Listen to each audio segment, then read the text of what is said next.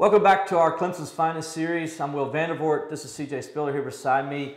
In my opinion, the greatest running back in Clemson football history, hands down. If I have to bet, this is the name I always put first on the list. And I think a lot of you out there will agree with me on that.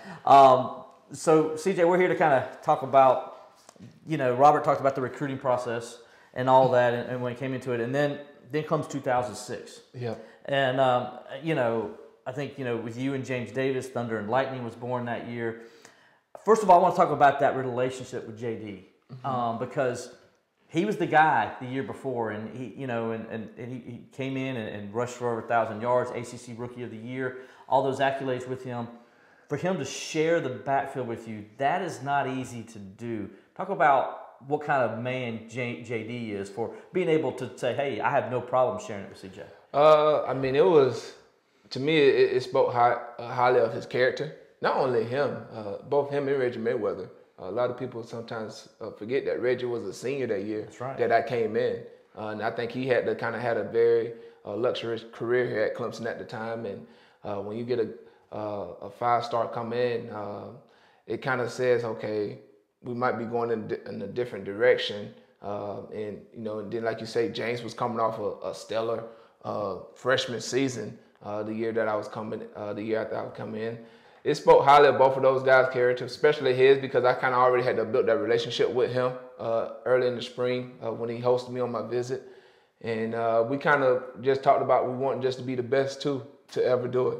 That was really our whole mindset from the day I stepped on to my first day that I stepped on here at campus, is that we want to be the best too. And I was already familiar with sharing the backfield with somebody because I did it my whole high school career. Mm-hmm. So it was kind of natural for me to do that. It was something new for him to do, but we kind of both knew that we both brought something totally different to the offense. So when was Thunder and Lightning born? Was that born by something in the media said, or did you guys do it in preseason? When did that name come up? I want to honestly say that it was the Georgia Tech game. I think Brent Musburger, I think he kind of gave us the official Thunder and Lightning after that game. Honestly, a lot of people don't know, like, Lightning always had to be my name when I was in high school because I had a fullback and he was kind of similar to James, so they always called him Thunder. So I already had that Lightning already attached to my name. So it was just kind of something, just stepping right back into that role. And then James obviously got the title of Thunder. So it was something that we never thought about. We didn't just sit down, when I got here and say, hey, we want to be Thunder and Lightning. I think after that Georgia Tech game, after going up there on College Game Day set and they officially labeling us as Thunder and Lightning, I think that's when it was born. I know a lot of people like to talk about the touchdown at Georgia Tech, and that was obviously one of the greatest plays I've ever seen. But to me, I thought an even bigger play was your first ever touchdown. Yeah. It was a Boston College game. They put a little swing pass. Will throws a little swing pass out there to you in the flats, and then you just do the rest. Can you take me through that play? I think it was 80 yards on the touchdown. Yeah, I believe so. Really, it was just, like you said, it was just a regular flare. I was on a free release protection. Obviously, coaches then wanted me to kind of be able to pull that defense. I wasn't even the first read on that play. I was just there to pull the linebacker out so we can kind of get that slant behind him. And once the linebacker kind of just sat there, I think I ain't gonna say he panicked. He just knew I was over there, and he gave it to me. And I had the privilege of going to USC when Reggie Bush did his move against Fresno State. Mm-hmm. So I always had in the back of my mind, if I get an opportunity to do that, I'm gonna do it in the game. And lo and behold, that opportunity came against Boston College. And once I did it, it kind of just went back to, I told myself I was going to do it now. You don't really know that you're going to do it. And then when you look back and say, man, I really did it, it was pretty unique. It was a big momentum swing for us, like I said, against a tough opponent. Yeah, and what I remember about it is how I think the Boston College guys were just like in shock I think you juked all 11 players. What was that? What was it like seeing their faces as you're just blowing past them and doing your thing? It was pretty. It's a good feeling to have when you're making guys miss. And I had my guys down blocking, and funny thing is, as soon as I crossed over, the first person that came up to me was Chancey Stuckey. Yeah. And he was like, "Did you step out of bounds?" Because if you go back and look at the clip, you see the referee. He's looking down on the sideline to see if I stepped out. I'm like, "No, I ain't step out." They're like, "Okay," and then we just kind of went back to celebrating. And then I just remember Reggie coming and hit me because he was on the field at the time because it was in the 2-back set. And I just remember him just coming and just clean clocking, knocking my mouthpiece out my mouth. But I mean, just whenever you make those guys miss, I mean, it really is a huge momentum swing. So we'll go to that Georgia Tech play because everybody loves that play and talks about that play. And I remember me just dropping my pencil as you made that play. We were sitting up in the press box, and I'm like, did that just happen? It's like something on an Xbox game or a PlayStation. You just like, boop, boop.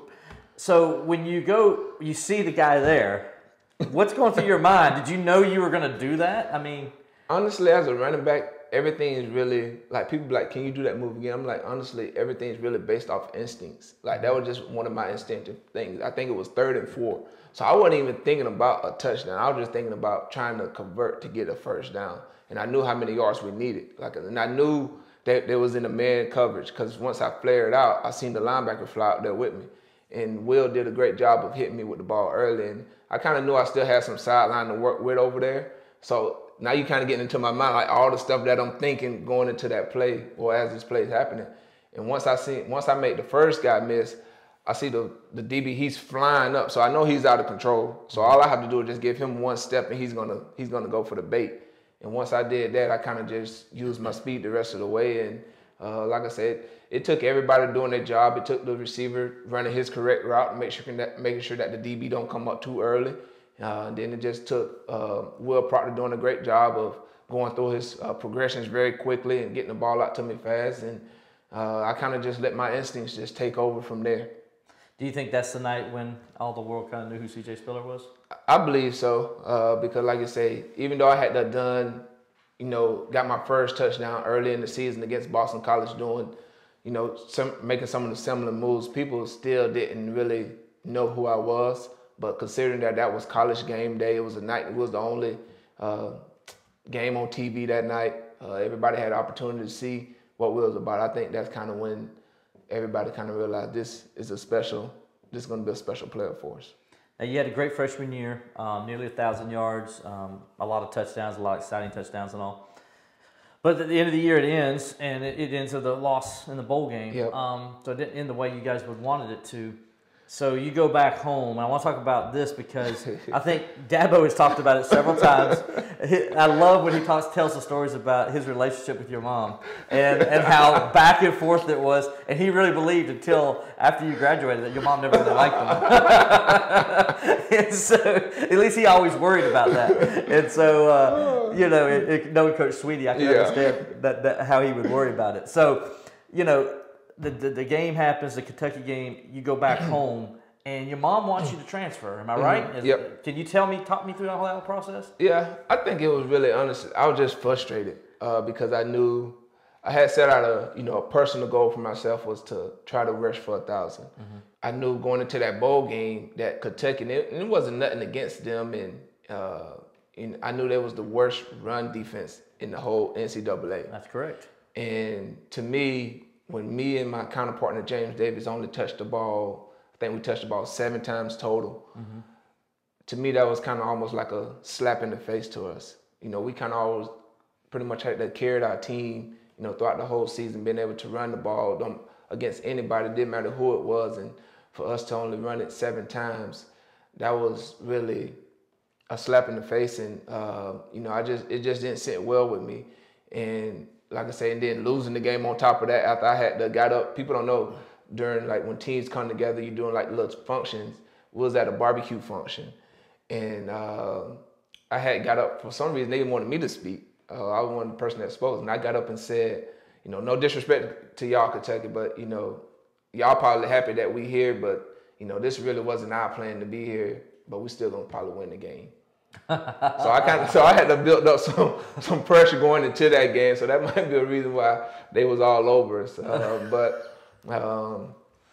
it was just a lot of just frustration. And then seeing, I think that's the year, Florida had went on to win they was in the national championship and they went on to win. And to see that and be like, And all those things came back like, you know, did I make the right decision? You know, I could be playing for a national championship if I would have went to Florida. So it was just a lot of things going on through my head because, you know, obviously I drove up to Nashville, so that's a long ride from Tennessee back to Florida. So I had all this stuff just going through my head, and then, you know, just talking to my family. My mom, she was like, see, you can be playing for a national championship right now. I'm like, yeah, you're right. And but, you know, at the end of the day, I just kind of I was just frustrated for the way that our season ended. Yeah, I remember because I remember talking to you after you made the decision to come back, and you were telling me that, you know, you pretty much were thinking on the way back to Clemson you were going to go ahead and just tell Coach Bowden you were going to leave and transfer out. But then what changed between the time you got on the road at Lake Butler to Clemson? What changed your mind that made you stay? A lot can happen in 6 hours, I can tell you that. I just remember riding back, didn't play no music at all. I was just riding and just thinking, you know, because like you said, I had to kind of made up my mind that I'm pretty much finna go up here and tell them that, you know, I'm transferring out of Clemson and finna join the University of Florida. But once I got up here, you know, me and Coach Sweeney kind of went on a little car ride, and I just remember him just, you know, coming in and just talking, and, you know, he was like, you know, I know you're frustrated. You know, everybody's frustrated the way the season ended. That's not, you know, the season that we wanted, and I know you're frustrated from a personal standpoint because, you know, you didn't envision, you know, ending the season that way. And, you know, I knew some of the goals that you had, and, you know, you hit most of them, but the big one that you didn't hit.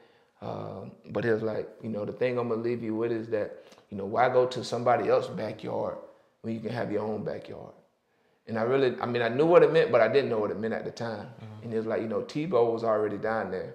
And it wasn't that he was taking a shot against Tebow. He was like, why would you go join Tebow's team when you can stay here at Clemson and have your own stuff and set your own legacy? He was like, if you go there, you're just going to be just another guy. Because, I mean, they had the who's of the who's on that team. They're like, but if you stay here at Clemson, you can set a foundation and get this program back to where it was. And once we had that car ride, once we got done with that car ride, I just remember going back into the apartment saying, you know what, he's exactly right. Why would I go in somebody else's backyard when I can have my own backyard?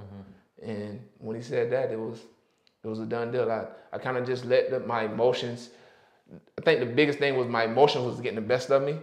And I just had to make sure that I didn't want to make a decision based off my emotions, because I always tell people, when you make a decision based off emotions, it's usually not the right decision. So once I let the smoke, I guess as people say, the smoke clear, I knew that, you know, I was just going off of emotions, adrenaline. Now you got to call Mama. Yep, I got to call Mama and tell Mama that, you know, that I'm staying. But, you know, I called and I talked to her, and she was very understanding, and she knew I was frustrated because, you know, she know, you know, I'm not a big outgoing person, but that time when I went home, you know, I really just was sitting at home not doing anything at all. So she knew, Mama know when something up. So she knew something was bothering me. And so I just kind of just called back home and just talked to her and told her, hey, you know, I'm gonna stay. I'm committed. I made a vow to this university when I signed my letter of intent to stick it out, and I don't want my emotions to get the best of me. And she was understanding of that. And she said, well, okay, if you're gonna do it, then do it. Well, you had a great 2007 season.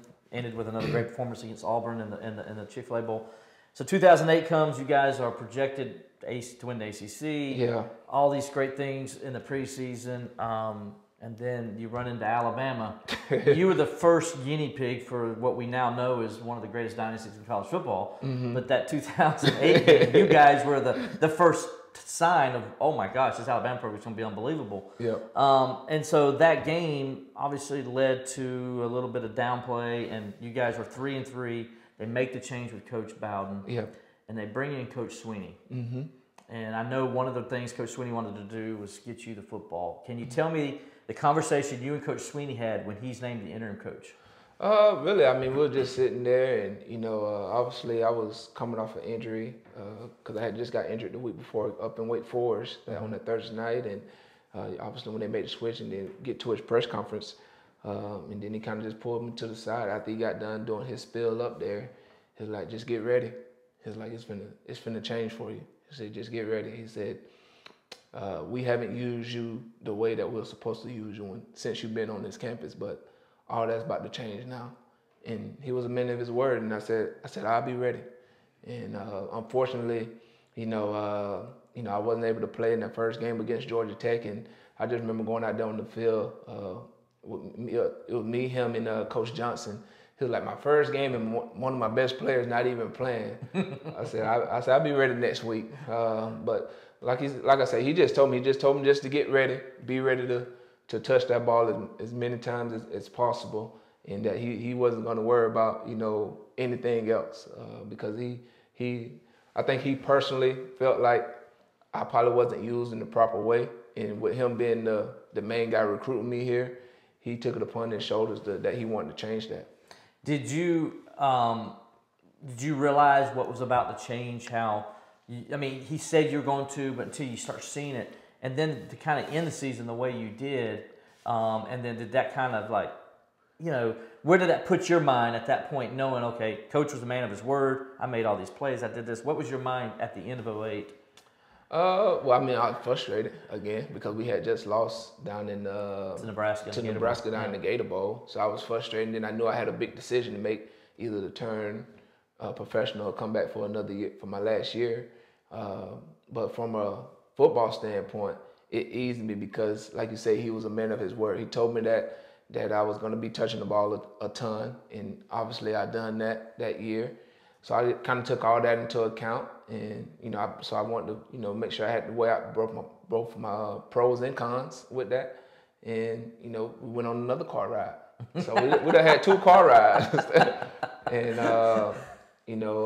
obviously I have my family and my friends want me to turn pro because this is a dream that I always had as a little kid, is to play at the highest level.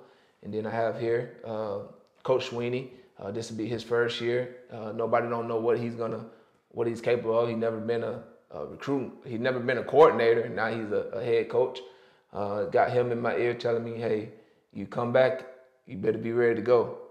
So had both of those out, and then I was close to graduation. And really the big thing that I always told myself, and that I always told my grandmother before she passed, is that if I had the opportunity to graduate from college, I was gonna graduate, no matter what the circumstances were. If I had a chance to leave or if I didn't. So I always told that I was gonna graduate from college. And I remember sitting down with the tutor and they telling me how close I was to graduating. And I knew how close I was, but I didn't know I was that close to graduating. So I was like, okay, I'm very close to graduating. And then I got a chance to come back and play one more year with my guys and play 1 year up under Coach Sweeney as his first full season as a head coach. And he's telling me that, I better be Gatorade up, I guess you can say, because he's gonna feed me the ball a ton. So once I weighed all that stuff out and prayed about it, the decision became very easy for me. So when you went into Coach Sweeney's office that day, yeah. Tim Beret tells the story, I think he tells as good as anybody. He said he didn't know what you were going to do. Yeah, we were both crying. Yeah, it take a lot for me to cry. Yeah, so he said you were crying. Did you go in there saying, okay, I'm crying because I'm leaving, or I'm crying because I'm staying, or I'm crying because there's just so much on me? No, I was going to his office, I was coming back. Okay. But Coach Sweeney didn't know that. He did not know that. Because I on my way ride from my apartment to the complex, the whole time I'm on the phone with my mother. Okay. And she, and I'm telling her, that I'm probably gonna come back for my last year. So you can imagine what that conversation is like. I can only imagine. For that 5-minute ride up there to the complex. We've all had mamas, we all can imagine. So the funny thing is, right before I get out the car, we on the phone, and she's doing her spiel, going whatever. I said, I'm coming back. And I hang up the phone. And I leave my phone in the car. So I tell her I'm coming back. But Coach Sweeney doesn't know that I done told my mom that I'm coming back. So, I ain't gonna say I have to play it, but I kind of going off because I'm still emotional because I just hung up the phone talking to my mother. Right. So I walk into his office, he kind of see that I kind of been down and been crying a little bit. And, so he's a very genuine person, but he has a soft spot, so he started crying. Yeah, so we both in there crying, and he was like, you know what? I just want you to do what's best for you. If that's for you to leave and go into the NFL, then do that. But if that's for you to come back and play another year, then didn't do that as well. And then I said, okay. So we hug each other, and then we walk into the press conference, and and I see all my guys up there on the front row. So that put a lot of pressure. Like I say, even though in the back of my mind I already know I'm coming back for my senior year, that kind of, if I didn't know, that kind of added a little more, because you have your peers that's right there in the front row trying to see what decision you're about to make that's going to impact a lot of people's lives. Well, that's C.J. Spiller up to the 2009 point. We're going to talk about the 2009 season and his career after Clemson with more on our series with C.J. Spiller from Clemson's Finest.